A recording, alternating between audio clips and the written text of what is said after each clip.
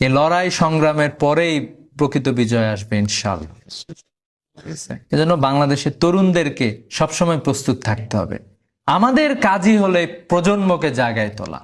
শাপলায় আমাদের জাতির উপরে একটা গণহত্যা চলেছিল, আমাদেরকে চিরতরে পঙ্গু করে দেওয়ার জন্য যা যা করা দরকার সব কিছু করা হয়েছে, কিন্তু আমাদেরকে পঙ্গু করে রাখতে পারছে?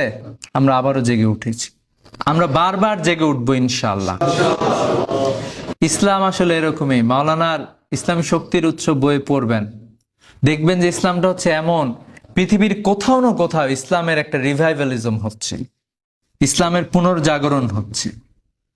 কারণ হচ্ছে যে ইসলাম হচ্ছে একটা স্রোতের মতো, এখানে অসংখ্য তরুণ যুবকরা আসে, যে তরুণ যুবকরা আগায় আসে তারা ইসলামকে সামনের দিকে এগিয়ে নিয়ে যায়। এক এক সময় কখনো বাগদাদে ইসলামের উত্থান ঘটতেছে, কখনো মরক্কোতে ইসলামের উত্থান ঘটতেছে, কখনো ইন্দোনেশিয়ায় ঘটতেছে, ঠিক আছে, কখনো 17 বছরের মোহাম্মদ বিন কাসেম এই উপমহাদেশে ইসলাম নিয়ে ঢুকতেছেন।